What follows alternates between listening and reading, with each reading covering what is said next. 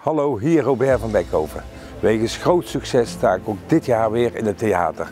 Vol met persoonlijke verhalen en heerlijke proeverijen. Komt u gezellig bij mij aan tafel zitten in de Maaspoort in Venlo? Boek dan nu uw tickets. Bakkers zijn een soort uitvinders. Ik wil je namelijk gaan verbinden met onze wereld.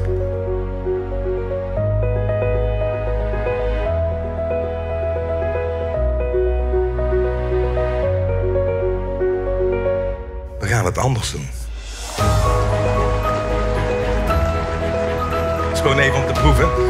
Het zijn de mooiste pistaches van de wereld, mensen. We gaan vaak in Toscane op vakantie.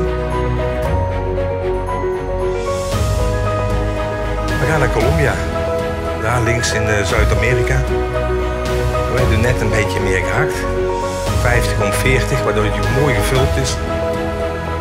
En met het gebakje is de mooiste verbindenis van smaken. Mooi hè? Mooi vak hebben wij hè?